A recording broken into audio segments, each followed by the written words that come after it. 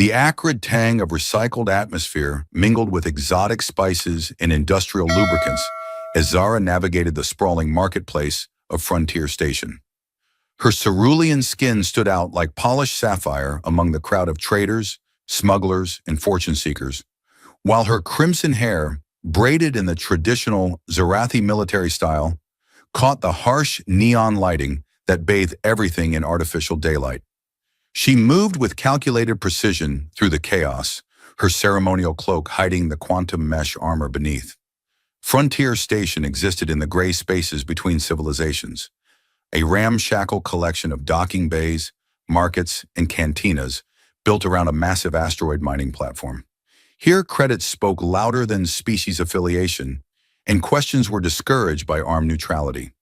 It was exactly the kind of place where a Zarathi commander could hire human muscle without raising too many eyebrows. Zarathi rarely ventured to the outer territories. That alone marked her as unusual among the station's polyglot population, but her bearing, shoulders set like carved stone, eyes that cataloged every potential threat, the subtle way other beings stepped aside without conscious thought, screamed military elite to anyone observant enough to notice. The heavy weapon at her hip wasn't concealed because it didn't need to be. Her presence alone declared her dangerous. "You're punctual," she said, sliding across from the contact in a dimly lit alcove tucked away from the main thoroughfare. The information broker, a thin woman with biosynthetic implants that whirred softly as they adjusted her vision to different spectrums, smiled without warmth. Her fingers danced across a holographic interface only she could see, accessing files and profiles with the casual efficiency of someone who traded in secrets for a living. Commander Zara Kethvar, if I'm not mistaken. Fifth-generation military aristocracy, decorated veteran of the border conflicts, currently on extended leave. The broker's enhanced eyes whirred as they focused. "Your credits speak louder than your reputation, though both precede you." Zara kept her voice steady, though distaste flickered in her amber eyes. The broker knew too much, but that was the nature of the business. Information was currency here, and privacy was a luxury few could afford. "You need security," the broker continued. "Someone expendable for a high-risk assignment in contested space. Someone with specific qualifications." "Someone human," Zara said directly. "Ah, the famous Zarathi pragmatism." The broker's smile widened, revealing teeth inlaid with data ports. "You need cannon fodder with decent reflexes and enough intelligence to follow orders. Disposable assets for the dangerous work." Zara didn't deny it. The military applications of humans were well documented, adaptable, resourceful, expendable. Their reproductive rate meant individual losses weren't strategically significant, and their psychological makeup made them useful for missions where Zarathi lives couldn't be risked. It was simple mathematics, nothing personal.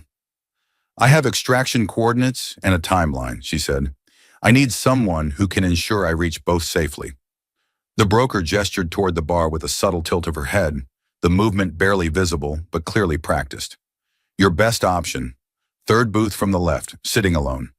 Following her gaze, Zara spotted a solitary figure hunched over a steaming cup of what might charitably be called coffee. Even seated, she could tell he was tall by human standards, probably close to her own height. His dark hair was cropped short on the sides but longer on top, falling slightly into his face. Those features remained largely shadowed, but his posture conveyed alertness, one hand visible on the table, the other undoubtedly near a weapon. He sat with his back to the wall, positioned to see all approaches. "His name's Cade Morrison. Former military, though he's remarkably reluctant to specify which branch or what he did for them." The broker called up a brief file, text scrolling past too quickly for Zara to read. "Takes jobs nobody else will touch. Specializes in hostile extractions and surviving environments that should kill most sentient beings. His success rate is improbable." Zara's pointed ears twitched skeptically. "And what percentage of your fee depends on how impressed I am with this recommendation?" 40%, the broker admitted without shame. "But I wouldn't stake my reputation on someone unreliable. Not with a Zarathi commander whose family has been decimating enemies of the state for 5 generations." Zara slid a credit chip across the table. its surface flickering with authentication codes. For your discretion, always. The broker palmed the chip with practiced ease. Good luck, Commander. You'll need it.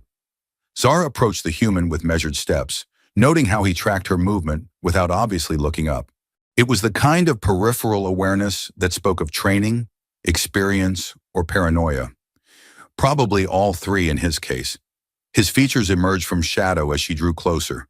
Strong jawline darkened with several days' stubble, pale green eyes that seemed to catalog everything they saw, and a scar cutting through his left eyebrow that spoke of violence survived.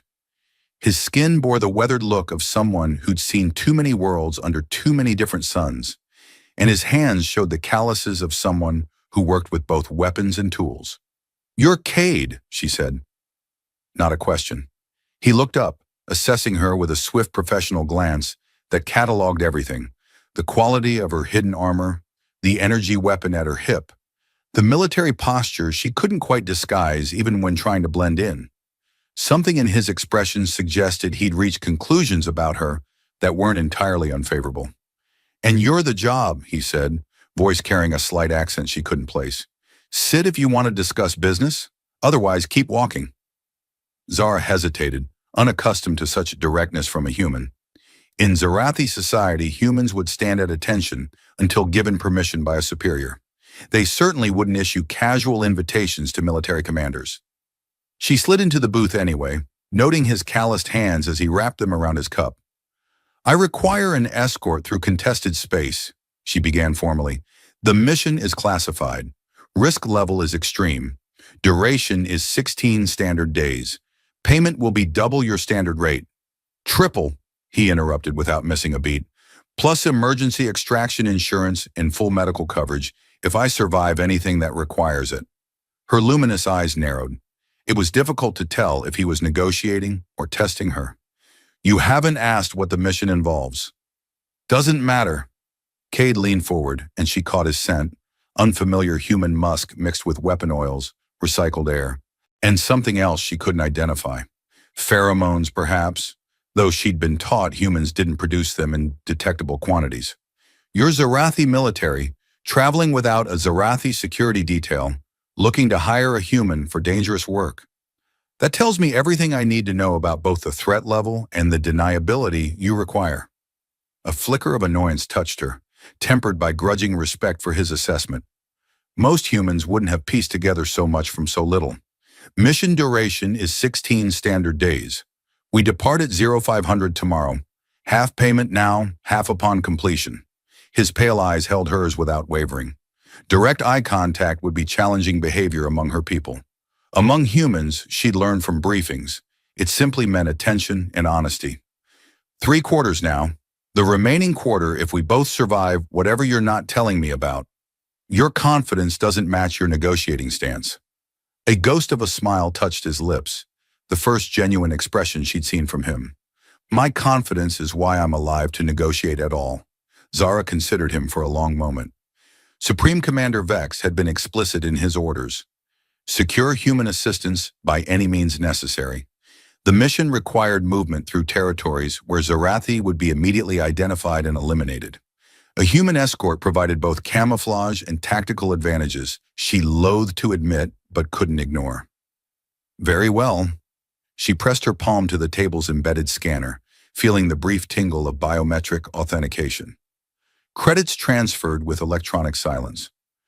"I expect you fully equipped and ready at Docking Bay 23. My ship, my command. Is that clear?" Cade finished his drink in one long swallow, the motion exposing a faded tattoo on his forearm.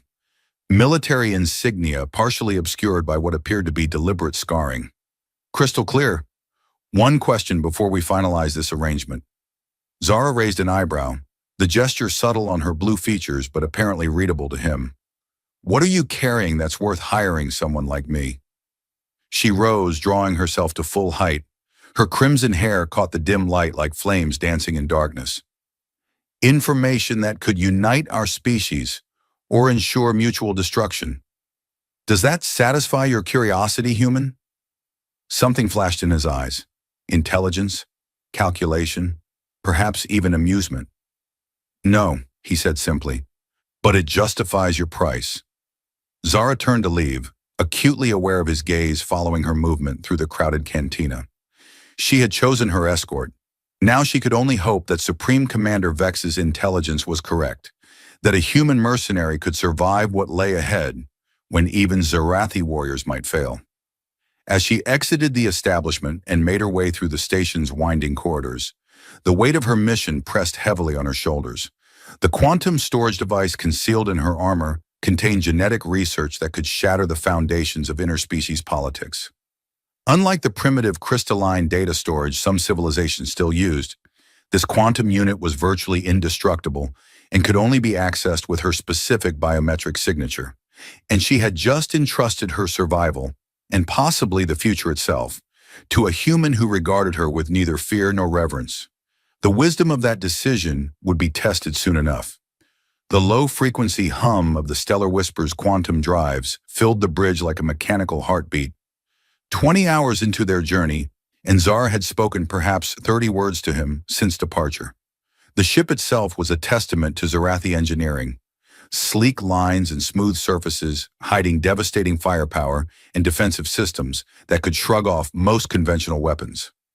Cade had spent the first 2 hours familiarizing himself with the systems, his enhanced neural pathways allowing him to interface with the ship's computers more quickly than most beings could manage. He'd been impressed despite himself by the sophistication of the technology, though he'd kept his observations to himself.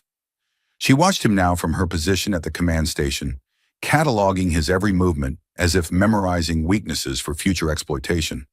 He understood the scrutiny. He'd done the same with countless temporary allies over the years. But something about her intensity went beyond professional caution. There was personal investment in her assessment of him. The bridge itself was a study in functionality and aesthetics. Curved surfaces flowed seamlessly into control interfaces. Holographic displays provided three-dimensional tactical information, and the command chairs were designed to accommodate Zarathi physiology while still being usable by other species. "Your heading takes us directly through the Crimson Nebula," Kate observed, pointing to the radiation field glowing red on the tactical display. The three-dimensional star chart showed their projected course as a glowing line threading through dangerous territory. "That's Void Stalker territory."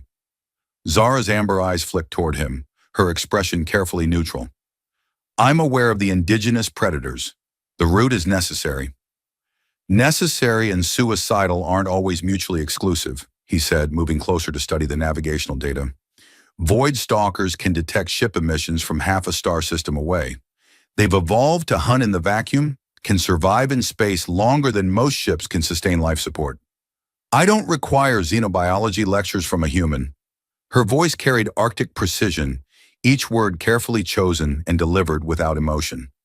She brushed a strand of crimson hair behind her pointed ear, the gesture unconsciously graceful. "The mission parameters were clear when you accepted payment." Cade shrugged, settling back into the co-pilot's chair. The seats were sized for Zarathi, making him feel slightly oversized but not uncomfortably so. "Just trying to keep us both alive. Part of the comprehensive service you're paying for." "I didn't hire you for conversation." "No, you hired me to keep you breathing, which becomes substantially harder if I don't know what we're carrying, who might want it, or why they're willing to risk Void Stalker territory to get it." He turned to face her fully, noting how she subtly shifted to maintain optimal fighting distance. Even relaxed, she was ready for combat. Something flickered across her features. Uncertainty, perhaps even vulnerability. She moved to the weapons locker, entering a complex security sequence that required biometric scans, voice recognition, and what appeared to be a genetic sample. "This quantum storage unit contains genetic research," she said, withdrawing a device no larger than her palm. Unlike the crystalline structures some older civilizations favored, this was clearly advanced technology. Polished metal inscribed with circuitry patterns that seemed to shift in the light. Specifically, evidence that humans and Zarathi share more biological compatibility than previously theorized, more than anyone suspected possible. Cade's eyes narrowed, his enhanced neural processing running through implications faster than normal thought. That would upset several powerful factions on both sides, including elements within my own hierarchy. Zara sealed the device back in its protective case, which itself required another series of authentications. The data must reach Envoy Myron at Convergence Hub. She alone has the authority and access to present it to both species councils simultaneously. The ship lurched violently without warning. Emergency lighting bathed the bridge in crimson as warning klaxons screamed through the corridors. Cade's hands flew to the nearest console, his enhanced reflexes allowing him to process the cascade of system failures faster than should have been humanly possible. What the hell? He moved to the engineering display, fingers dancing across interfaces that responded to his touch with startling responsiveness. Damage reports flooded the screen in Zarathi script, which he read as easily as his native language. Drive 3 just failed. That's not mechanical failure. That's sabotage. Zara's posture stiffened, her hand moving instinctively to her weapon. Impossible. I personally secured this vessel. Every system was checked, every seal verified. Another impact rocked the ship, this one harder than the first. Warning displays cascaded across every screen as life support readings fluctuated wildly. The artificial gravity flickered momentarily, causing loose objects to float before crashing back down. We're venting atmosphere in sections 4 through 7, Cade reported, his voice steady despite the crisis. Someone planted charges, very precisely placed charges designed to force us down rather than destroy us outright. We're still 8 days from Convergence Hub. Despite the emergency, Zara's voice remained controlled.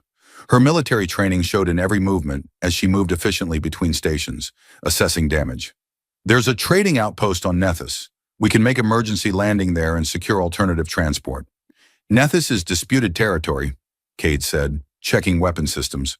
Most were still operational, though their power output was reduced. Perfect place for an ambush. Whoever sabotaged us probably has people waiting there. As I said, the mission parameters were clear from the beginning. The descent to Nethys was brutal. The ship's damaged systems groaned under the stress as they fought against the planet's gravity. Cade's hands flew across failing controls, compensating for cascade failures with expertise that impressed Zara despite her determination to remain objective. She watched him work, noting the way his fingers moved across unfamiliar interfaces with startling intuition. Most humans would need hours to understand Zarathi control systems. He was adapting in real time, finding workarounds and jury-rigged solutions that kept them flying when by all rights they should have been falling like a burning stone. The planet's surface rushed up to meet them, a world of deep forests and rolling hills dotted with settlements.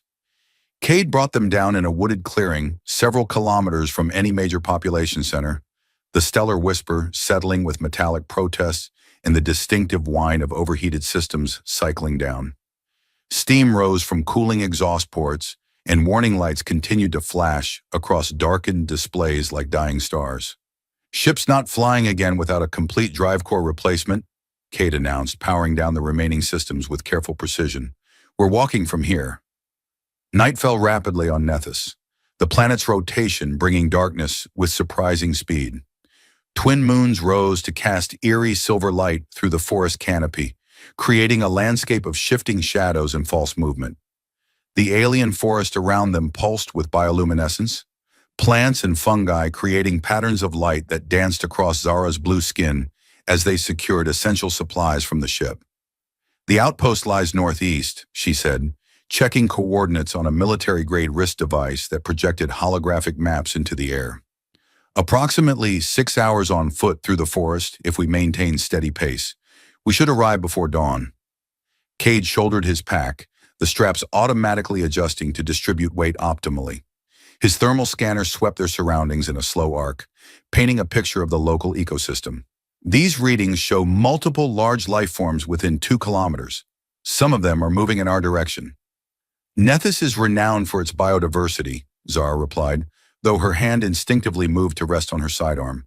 The forest ecosystem is among the most complex in this sector. Yeah, complex. That's one way to put it. Cade adjusted his gear, checking weapon charges and equipment function with practiced efficiency. He'd done this routine on dozens of worlds, in environments that range from hostile to actively murderous. We should move. Standing here arguing makes us stationary targets. As they ventured deeper into the forest, Following what appeared to be an old game trail that wandered roughly northeast, Cade noticed how the ambient sounds gradually diminished. First, the distant calls of large creatures faded, then the rustling of small animals, until even the constant buzz of insects died away to nothing. It was a silence experienced hunters recognized instinctively, the kind that meant predators were near and everything else was hiding. He moved closer to Zara until their shoulders nearly touched, noting how her breathing had changed to the controlled rhythm of someone expecting violence. Her hand rested on her weapon now, not gripping it but ready to draw at a moment's notice.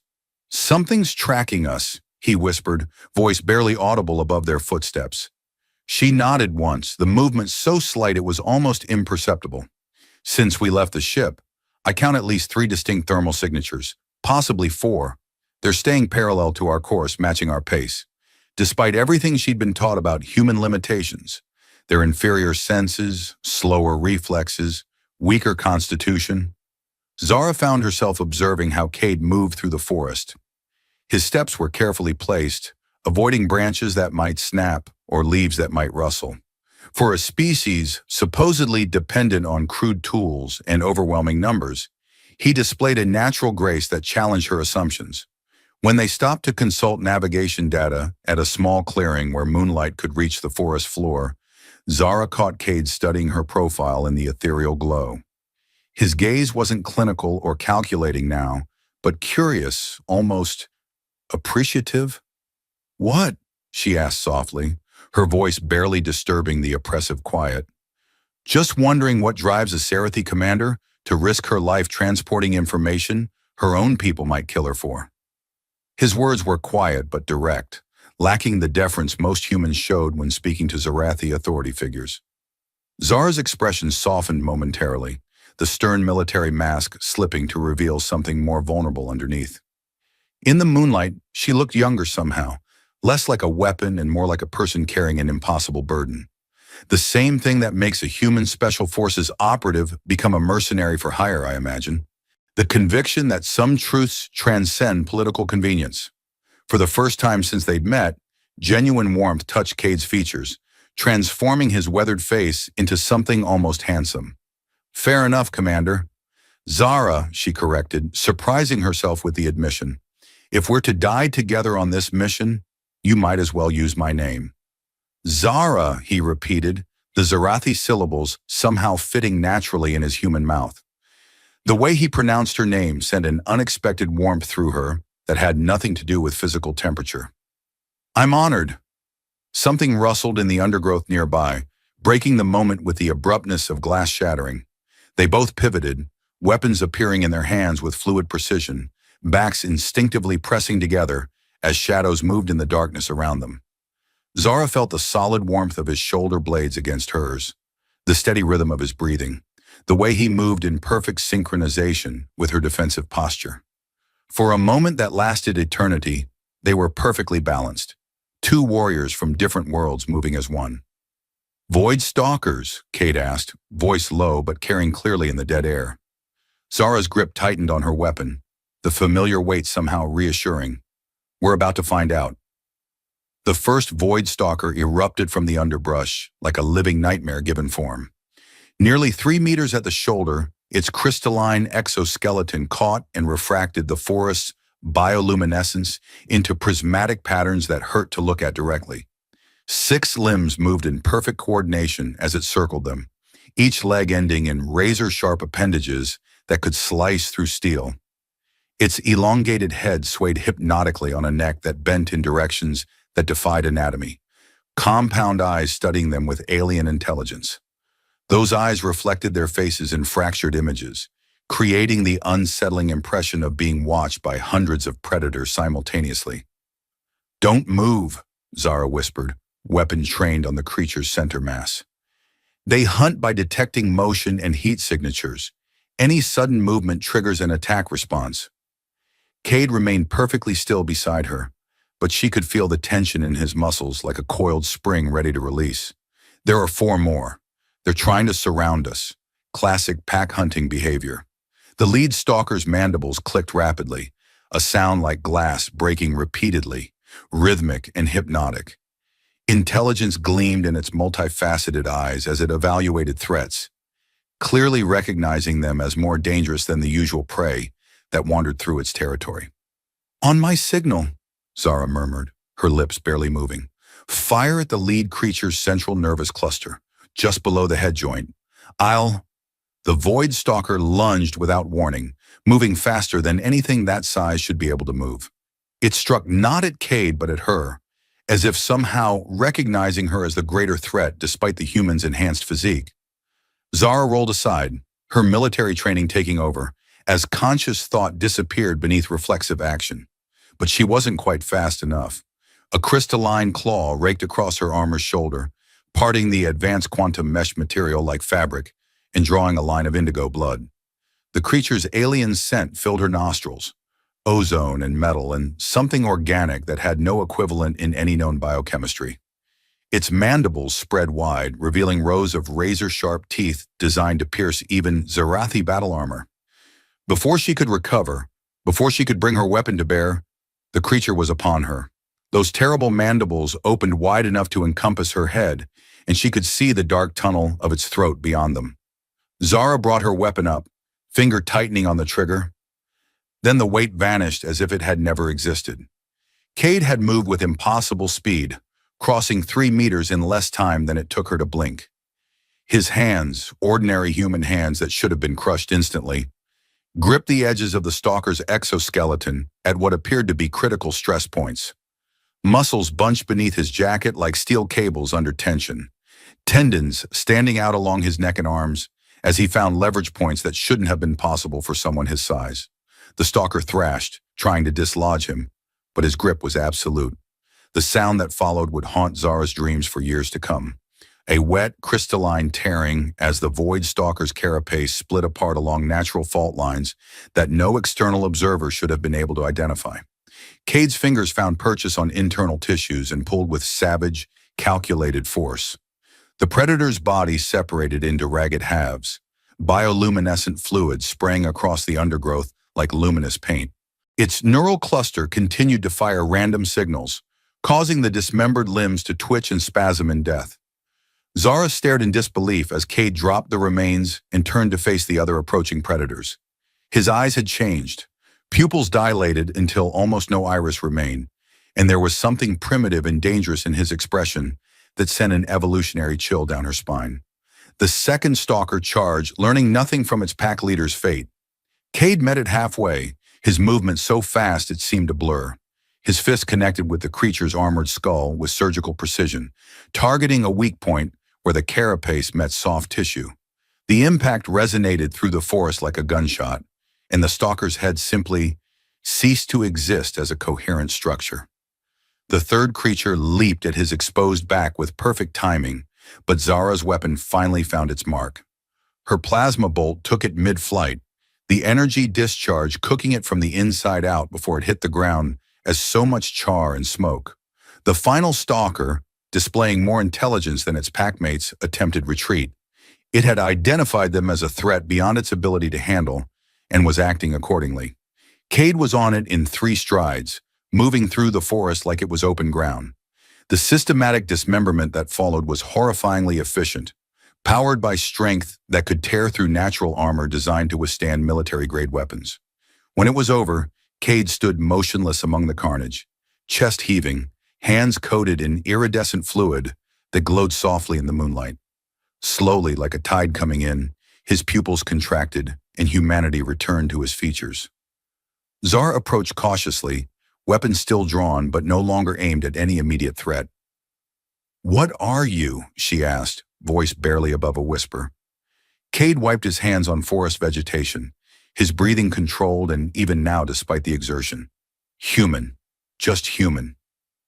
"That's impossible." She gestured to the dismembered stalkers, her voice gaining strength as shock gave way to analysis. "No human possesses that kind of strength. These creatures' exoskeletons are rated to withstand military-grade plasma discharges. I've seen Zarathi battle armor crushed by impacts that didn't even crack their carapaces." A humorless smile touched his lips, transforming his face into something almost sad. "Maybe you don't know as much about humans as you think you do. Explain." Now, it wasn't a request. Cade considered her for a long moment, studying her face in the eerie light. Something in her expression, not fear she realized with surprise, but genuine curiosity mixed with growing respect, seemed to convince him to speak honestly. Earth is a high-gravity world compared to most inhabited planets. Standard galactic gravity here is about 60% of Earth's norm. When we're in reduced gravity environments, our natural strength is significantly amplified. What you just saw was basic physics. Zara's amber eyes narrowed as she processed this information. That's classified military intelligence, not common knowledge. Yes, he said simply, offering no elaboration. Military commanders across the galaxy believe humans to be physically inferior. That's why you're assigned to reconnaissance and intelligence roles rather than a frontline assault positions. Cade's expression held grim amusement, like someone enjoying a private joke at the universe's expense. A misconception we've never bothered to correct. There's strategic value in being underestimated. The implications cascaded through Zara's mind like falling dominoes, each realization leading to the next in rapid succession. Humanity's careful positioning in galactic politics, their willingness to accept seemingly subordinate roles, their reputation for adaptability and cleverness rather than raw power, all potentially calculated misdirection spanning centuries. Your entire species has been concealing its true capabilities. Not concealing, Cade corrected, shouldering his pack as if the conversation was finished. Just not advertising them. There's a strategic difference between deception and discretion. Dawn broke as they continued toward the outpost, their pace quicker now despite Zara's wound. The forest around them was coming alive with morning sounds, proof that the immediate danger had passed and the local ecosystem was returning to its normal patterns. But Zara's perception of her escort had been fundamentally altered. She found herself stealing glances at him as they walked, reassessing everything she thought she knew about human capabilities. The easy way he moved through the difficult terrain, the casual competence with which he'd handled the stalkers, the intelligence behind those pale green eyes, it was all adding up to a picture that challenged her most basic assumptions about the galaxy's species hierarchy. And somewhere deep within, beyond her military discipline and Zarathi pride, a different kind of fascination was taking root. Something that had nothing to do with strategic value and everything to do with the man walking beside her through the alien dawn.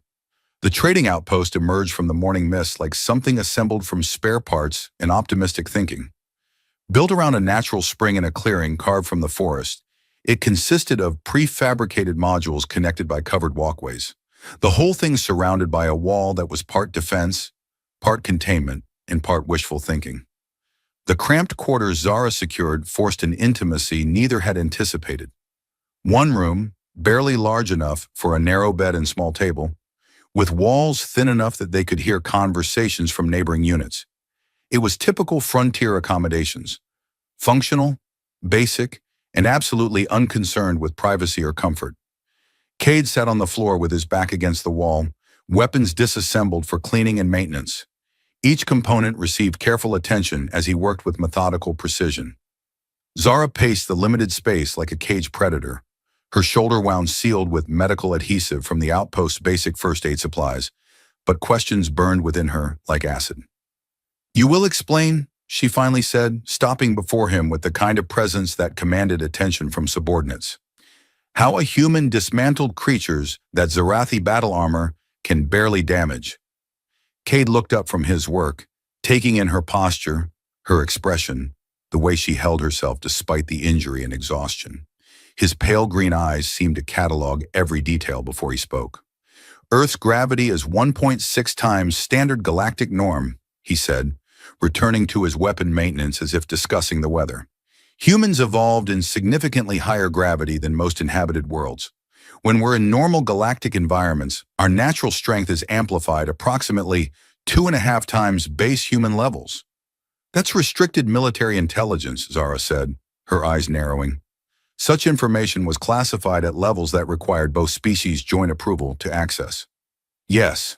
He offered no further explanation, but she caught the slight tension that entered his shoulders, the way his gaze flickered briefly away from hers. There was more to this story, layers she hadn't uncovered yet. Military commanders across the galaxy consider humans physically inferior. That's why you're assigned reconnaissance and intelligence gathering roles rather than combat positions. That's why the treaties specify human units can't exceed certain sizes or be equipped with particular weapons. Cade's lips curved in what might charitably be called a smile, though there was no humor in it. A misconception we've never felt compelled to correct. Strategic advantage. Better to be underestimated than feared, at least until fear becomes necessary. The implications crashed through Zara's consciousness like a tsunami, reorganizing everything she thought she knew about galactic politics.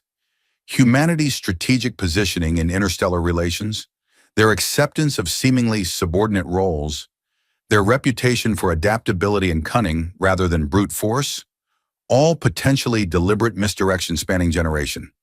Your entire species has been concealing its true capabilities from the rest of the galaxy? Not concealing, Cade corrected, rising fluidly to his feet. The movement brought him close enough that she could count the gold flecks in his green eyes, smell the subtle scent that was uniquely human.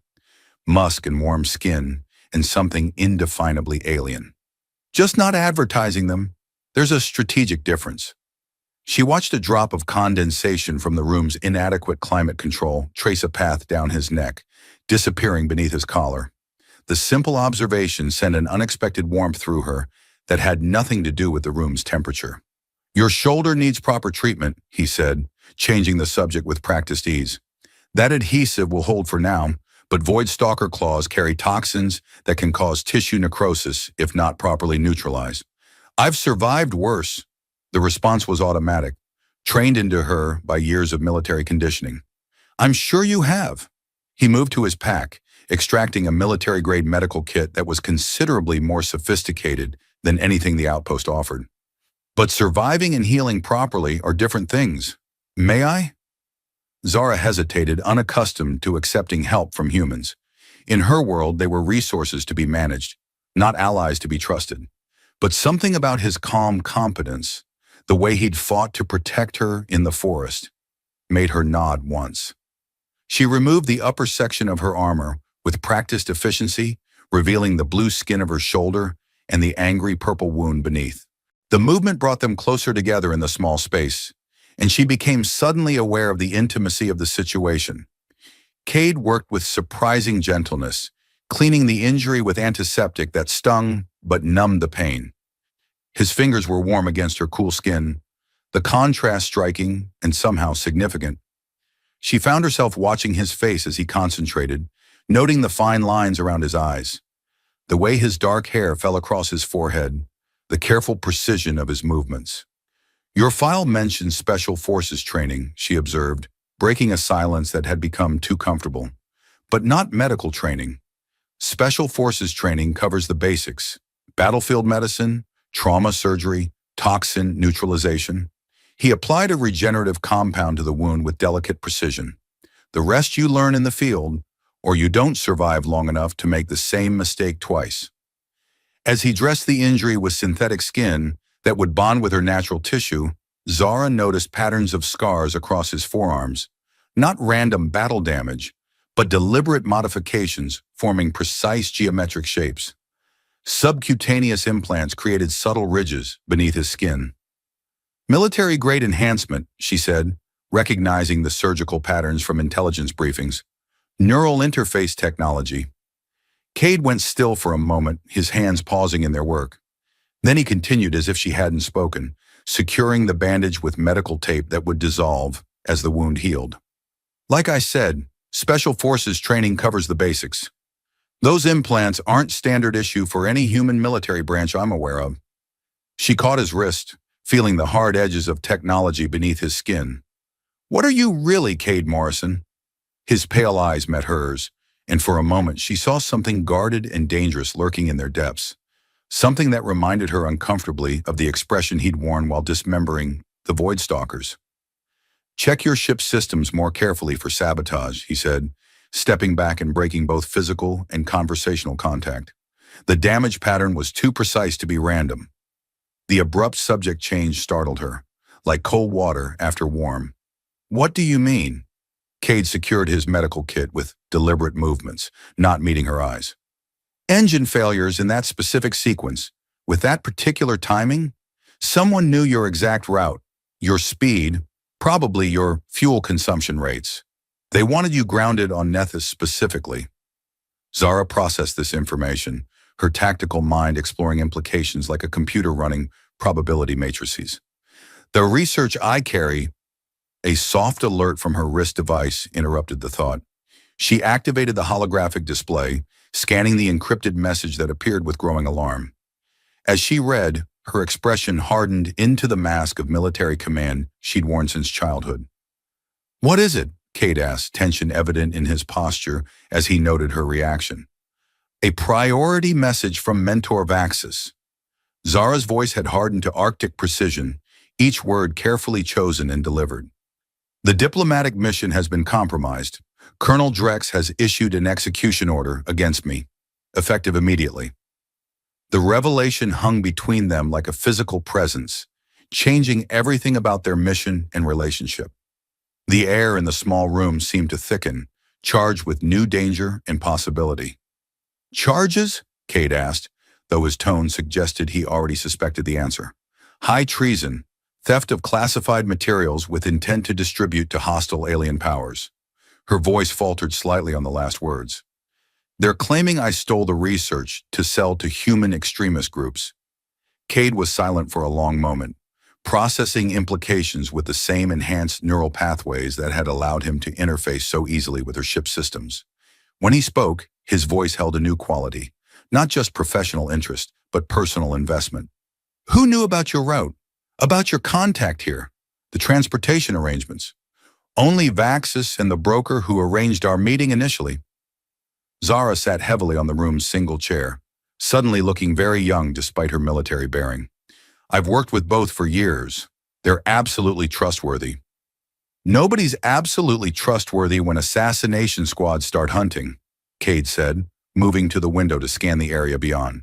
"Especially not when the stakes are this high." As if summoned by his words, a low humming filled the air outside, the distinctive sound of military air vehicles approaching at speed. Cade's posture shifted instantly from casual alertness to predatory readiness. "Time to go," he said simply. Outside their window, the first Zarathi assault craft descended from the clouds like mechanical birds of prey, their sleek hull shimmering with energy shields. The outpost's few security guards scattered like leaves before a storm, clearly unwilling to face trained military personnel for the sake of two strangers. "They found us faster than I expected," Zara said, gathering her armor with practiced efficiency. Her movements were economical, automatic, but Cade caught the slight tremor in her hands that betrayed inner turmoil. "Inside intelligence," he agreed grimly. "Someone's been tracking you since before we met." The realization that she'd been betrayed not by strangers, but by people she trusted, cut deeper than any physical wound. But there was no time to process the emotional impact. Survival required action, and action required focus. "Rear exit," Cade said, checking his weapons with swift professional movements. "Service tunnel leads to the forest. We can lose them in the trees." As they prepared to flee into the wilderness, Zara found herself looking at her human escort with new eyes. No longer just a tool to be used and discarded, but potentially her only ally in a conspiracy that reached into the highest levels of both their civilizations. "Why?" she asked suddenly. "Why help me? Your contract was transportation and protection, not resistance against my own military." Cade paused at the window, scanning for the best route to escape. When he turned back to her, something had changed in his expression. A wall had come down, revealing depths she hadn't suspected. "Because," he said quietly, "I've spent my entire adult life being used by people who saw me as a weapon instead of a person. I won't be part of doing that to someone else." The sound of boots on metal announced that the assault teams had breached the outpost perimeter. Time for conversation had ended. But as they slipped out through the service tunnel into the pre-dawn darkness, Zara found herself thinking about his words, about the man beneath the soldier's exterior, about what it meant that he'd chosen to stand with her against the forces hunting them. For the first time since childhood, she wasn't alone. The stolen atmospheric shuttle bucked and shuddered as Cade pushed it beyond safe operational parameters, threading between the massive rock formations of the asteroid field with precision that bordered on the supernatural. Behind them, Zarathi pursuit craft followed in perfect formation, their more powerful engines slowly closing the distance. "They're gaining," Zara reported from the co-pilot's seat, watching the tactical display with professional detachment even as proximity alarms screamed warnings. "ETA to intercept range, 12 minutes. "Won't take that long," Cade replied, banks the shuttle into a spiraling descent toward a particularly massive asteroid whose surface was pocked with cave openings like a piece of Swiss cheese. "There. Thermals show those caverns extend deep into the rock.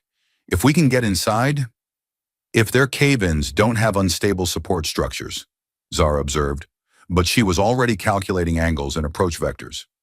"Or if the cave systems aren't already occupied by something that eats spacecraft." "Optimist." The cave mouth rushed toward them at alarming speed, seemingly far too small for their shuttle until they were inside and suddenly surrounded by walls of ancient stone. Cade cut the engines and engaged magnetic anchors, locking them to the cave floor with metallic clanks that echoed in the darkness. "Passive sensors only," Zara whispered, as if the pursuing fighters might somehow hear her voice across the vacuum. "Full stealth configuration."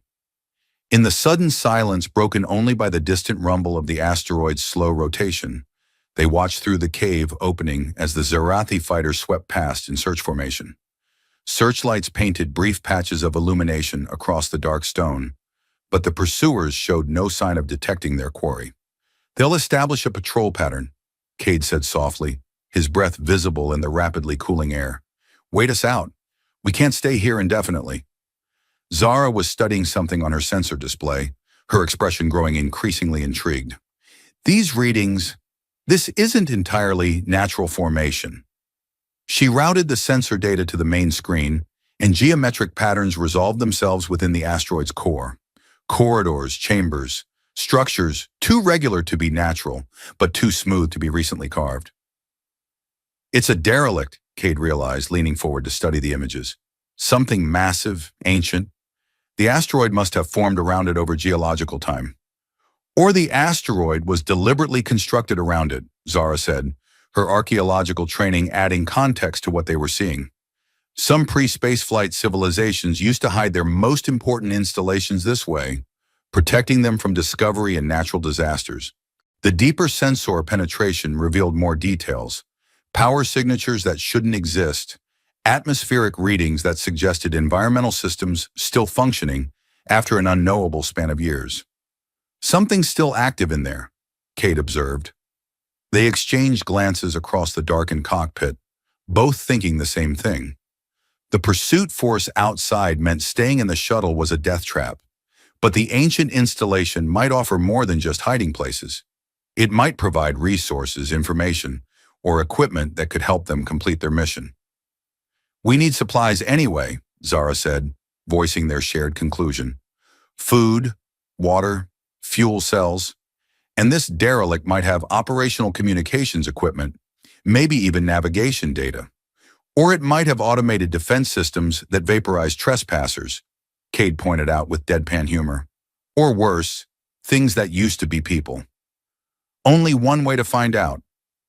They secured the shuttle deeper in the cave system, using additional magnetic anchors and tethers to ensure it wouldn't drift while they were gone. The ancient installation beckoned through layers of accumulated stone and ice, its secrets waiting to be discovered. "Environmental suits," Cade advised, checking their equipment stores. "No telling what the atmosphere might be like in there, if there's atmosphere at all." As they prepared for the expedition, sealing their suits and checking life support systems, Zara found herself watching Cade with growing appreciation. Everything he did was precise, thorough, professional.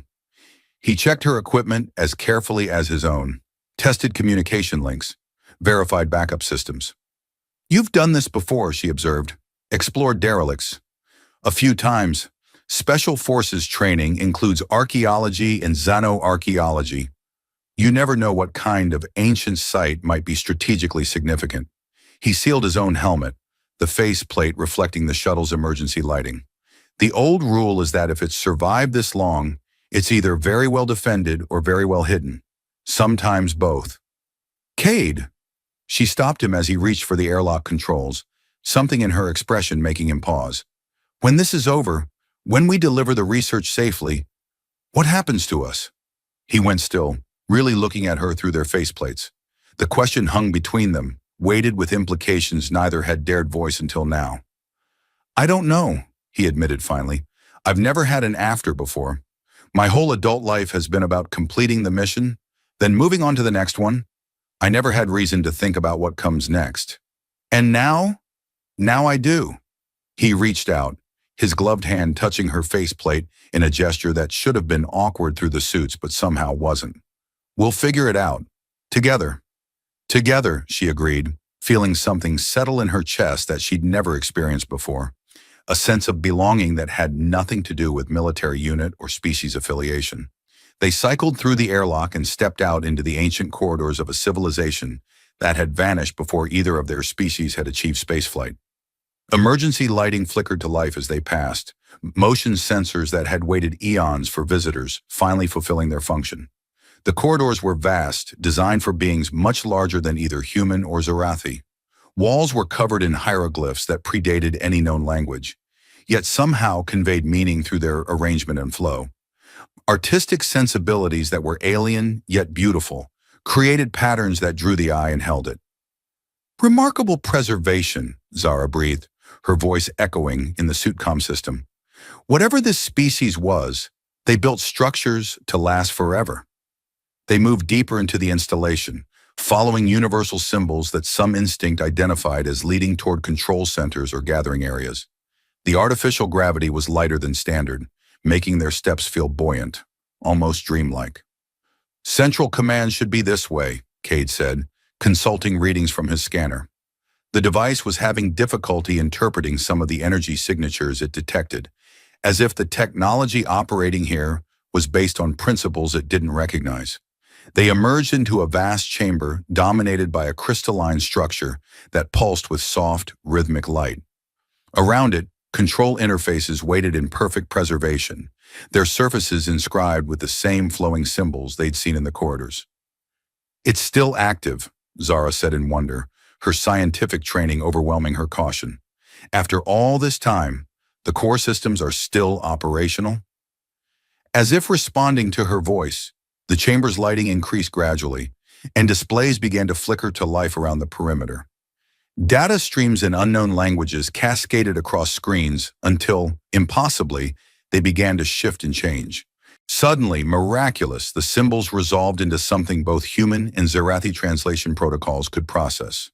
Translation protocol activated, a voice said in perfect galactic standard, seeming to come from everywhere and nowhere at once. Welcome visitors from the younger species. They stared at each other in shock through their helmet visors. First contact with an unknown civilization was far beyond anything either had been trained for. Cade was the first to recover, stepping toward the central console with cautious curiosity. Who were you? He asked, apparently deciding direct questions were the best approach. What happened to your people? We called ourselves the Architects, the voice replied with what seemed like patience refined across ages. We stood in relation to your species much as you now stand to civilizations, just achieving rudimentary spaceflight. We explored the galaxy when your worlds were still young, cataloging, learning, preparing. Preparing for what? Zara asked, her scientific curiosity overriding diplomatic protocol. For the convergence, the time when the galaxy's children would be ready to inherit our legacy and face what lies beyond. The central crystal pulsed brighter, and suddenly the chamber filled with holographic displays showing star maps, genetic charts, technological schematics that hurt to look at directly. But most striking were the detailed representations of various species, including remarkably accurate renderings of both humans and Zarathi. You knew about us, Zara realized, her voice tinged with awe. You knew how we would develop, what we would become. We did more than observe, the architect voice confirmed. We guided, nudged evolutionary pressures, ensured certain genetic markers would arise, arranged for species to develop in complementary ways. Everything according to the Great Design. Cade's enhanced processing capabilities were working at maximum capacity, integrating implications faster than normal thought could follow. The genetic research Zara carries, it's not documenting a coincidence. It's documenting your intervention. Precisely. Humans and Zarathi were never meant to remain separate. You were designed to find each other, to complement each other, to ultimately unite. As were all the galaxy's peoples, when each reached appropriate levels of development. Zara felt the universe shift around her conceptual framework. Everything she'd believed about evolution, about her species' place in the cosmos, about the very nature of existence being rewritten in real time. The research that had put her life in danger wasn't revealing some random compatibility. It was revealing the careful work of architects operating on a scale beyond comprehension. "But why?" she asked, her voice small in the vast chamber. "Why engineer us this way? Why not allow natural development?" The holographic displays changed, showing images that made both humans and Zarathi recoil instinctively. Darkness spreading between stars, consuming systems, transforming entire worlds into something twisted and wrong. Life itself being corrupted, perverted, turned into extensions of a malevolent will. "Because something is coming," the voice said, and for the first time they detected emotion in it. Not fear exactly, but a profound sorrow born of experience beyond their understanding. Something that destroys not just civilizations, but the very concept of independent existence. It consumed us, drove us to hide our final installations in places like this. And when it arrives, when it once again turns its attention to this galaxy, the younger species will need each other to survive. The chamber fell silent except for the hum of ancient machinery and the sound of their own breathing in the suits. Outside their temporary refuge, Zarathi fighters continued their patrol, unaware that their quarry had stumbled onto the greatest discovery in the galaxy's recorded history. "How long do we have?" Cade asked, his voice steady despite the enormity of what they'd learned. "The calculations are complex, but approximately 47 of your standard years. Perhaps less if current trends toward fragmentation and conflict continue to accelerate." Zara pulled the quantum storage device from her armor, its surface reflecting the pulsing light of the architect crystal. "Then this information is even more critical than we realized." "Indeed. And you two, representing both species, having found personal connection across the divide designed into you. You are living proof that our design succeeded. That hope remains." As if to emphasize the point, proximity alarms chime from their shuttle's remote feeds. The fighter patrol was moving closer, conducting increasingly detailed sensor sweeps. "We need to transmit this to Admiral Chen," Zara said urgently, her military training taking over. "All of it. The research, this discovery, the warning, everything. This installation's communication array remains functional across multiple dimensions of space," the architect voice offered. "We would be honored to assist in spreading the truth." Working together with desperate efficiency, they uploaded everything. Zara's genetic research, complete scans of the architect technology, detailed records of their encounter including full audio-visual documentation. The transmission burst out into space through channels that bypassed normal physics, encoded with protocols that would route it through the most secure possible networks to Terra Nova Station. "Transmission complete," Kate announced as the upload finished.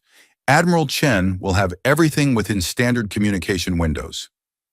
"And the galaxy will begin to change," Zara added softly, understanding that they'd just initiated events that would reshape civilization itself. As if their words had triggered some cosmic irony, the fighter patrol finally located their cave. Plasma bolts lit up the entrance as Zarathi forces prepared to assault their position, the energy discharges reflecting off the cave walls in dazzling displays. "Time to leave," Cade said grimly. But the ancient installation had one final gift to offer. "There is another option," the architect voice announced. "This station possesses translocation technology that your species have not yet developed. We can transport you directly to your destination." "Where can you send us?" Zara asked, hardly daring to hope. "Terra Nova Station, where your Admiral Chen awaits with the transmitted data." Energy began building around the central crystal, reality itself seeming to flex and bend as forces beyond current scientific understanding prepared to fold space. The last thing Zara saw before the universe twisted around them was Cade's hand reaching for hers, and the last thing she felt was his fingers interlacing with her own as existence dissolved and reformed in ways that defied description. The sensation was indescribable, like being everywhere and nowhere simultaneously, conscious of traveling impossible distances while never moving at all. Then reality snapped back into focus, and they were standing in what was unmistakably a human medical bay, surrounded by startled technicians in clean uniforms. Terra Nova Station materialized around them like a fantasy becoming solid reality. One moment they were in the ancient architect chamber, surrounded by impossible energies. The next they stood in a sterile medical bay, surrounded by humans in clean uniforms who were staring at them with expressions of profound shock. "Don't shoot! We're expected!" Zara called out as security personnel rushed into the room, their weapons drawn but not yet aimed. The universal translation protocols built into their suits converted her words into flawless standard. A familiar voice cut through the chaos with unmistakable authority. "Stand down, all units. Lower your weapons immediately." Admiral Chen entered the medical bay like a force of nature contained in a human body. In her 60s, with silver hair and eyes sharp as focused energy beams, she radiated the kind of presence that made both enlisted personnel and fellow officers instinctively straighten their postures. Behind her came a mixed group of human and, surprisingly, Zarathi officials in formal diplomatic attire. "Commander Zara Kethvar and Agent Cade Morrison," Chen said with formal precision that somehow conveyed both respect and familiarity. "Your transmissions have caused quite a significant stir across multiple star systems." "Agent Morrison?" Zara looked at Cade with surprise, realizing there were still depths to this human she hadn't discovered. "I thought you were freelance." He had the grace to look slightly embarrassed. "Former deep cover operative for Terran military intelligence. Officially retired after Project Enhancement was discontinued." Admiral Chen gestured to the Zarathi delegation, and one of them stepped forward. She was elderly even by Zarathi standards, her blue skin bearing the subtle patterns that marked her as high nobility, her crimson hair styled in intricate braids that displayed centuries of tradition. "Commander Zara, I am Admiral Thane Kethmyron of the Zarathi Diplomatic Corps. I arrived here 7 hours ago in direct response to your data transmission, carrying sealed orders from the ruling council itself." Admiral Thane's presence was as commanding as Chen's, but with a different quality, ancient authority backed by generations of carefully cultivated power. When she spoke, it was with the kind of measured dignity that came from representing an entire civilization. "I must formally apologize for the actions of certain extremist elements within our government," Thane continued. "The research you preserved, combined with the architect revelations, has forced a complete reassessment of our species' relationship with humanity and our understanding of our place in the galactic order." "Mentor Vaxis? Prime Regent Kairos?" Zara asked, her voice carefully controlled despite the emotion behind the question. "Under arrest, along with Colonel Drex and 17 other co-conspirators. The charges include treason, falsification of military records, and attempted assassination of a commissioned officer." Thane's expression hardened. "Your mentor's authentic message, the real warning she sent you, has been verified by our best intelligence analysts and distributed to every member of the ruling council." Admiral Chen activated a wall display that immediately filled with news feeds from across known space. The screen showed a galaxy in the midst of dramatic change. Some feeds showing protests and celebrations, others displaying angry crowds or solemn governmental proceedings. "Your research proving human Zarathi genetic compatibility is now public knowledge throughout inhabited space," Chen explained, gesturing to the displays. "Combined with the architect revelations about the approaching threat, it's having exactly the effect you hoped for." The news feeds were dramatically varied, some showing young humans and Zarathi working together enthusiastically on joint projects, others displaying older generation members of both species arguing vehemently in governmental chambers. But even the opposition groups seemed to be debating implementation rather than fundamental principles. "Public opinion is shifting faster than we anticipated," Admiral Thane observed, with something approaching satisfaction. The younger generations especially are embracing the possibility of cooperation.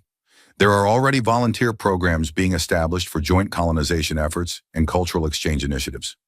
Cade stepped closer to Zara, their hands finding each other with the automatic ease of established intimacy. And what about us? What's our legal status? Officially, you're both heroes of the highest order, Admiral Chen replied promptly. The Zarathi government has not only pardoned all charges against Commander Zara, but has recommended her for the Order of the Galactic Union, the highest honor they can bestow on someone who has served both species. The Human Council has voted unanimously to offer both of you positions in the new Joint Species Cooperation Initiative, Admiral Thane added. The pay is excellent, the posting options are virtually unlimited, and the work would be at the forefront of the most important diplomatic initiative in galactic history. If you want them, Admiral Chen said with a knowing look, there's also the option of early retirement with full honors and substantial financial compensation. Many people would understand completely if you chose privacy and quiet lives after everything you've been through. Zara looked at Cade, seeing her own thoughts reflected in his pale green eyes. They'd started this mission as strangers from different worlds, connected only by a business transaction. Now they represented something entirely new, living proof that the ancient architect's design had succeeded, that love could indeed transcend the barriers between species. Actually, Zara said slowly, her voice gaining strength as the idea formed, we have a different proposal. Admiral Chen raised an eyebrow with the expression of someone accustomed to unexpected developments, but still capable of being surprised. Oh, the architect station is still out there, still fully operational. Someone needs to study it properly, learn everything possible from it, help prepare our species for what's coming. Zara's voice grew stronger as she spoke, conviction building. We volunteer to return there, to become the first permanent human Zarathi research team stationed at an architect site. Together, Cade added firmly, squeezing her hand. Admiral Thane and Admiral Chen exchanged glances, filled with the kind of unspoken communication that developed between experienced leaders who had worked together across species lines. It would be dangerous, Chen said finally, her tone carefully neutral, isolated beyond any possibility of immediate rescue. You'd be alone except for each other, potentially for years at a time. We've been alone before, Cade said with a slight smile that transformed his weathered features. This time, we choose it. And the symbolic value, Admiral Thane mused thoughtfully, of a human and Zarathi working together in the ruins of the galaxy's first known advanced civilization. The cultural and diplomatic impact would be incalculable. Admiral Chen nodded slowly, clearly running through implications and possibilities. Very well, but not immediately. The galaxy is changing faster than anyone anticipated, and we'll need you both here during the transition period.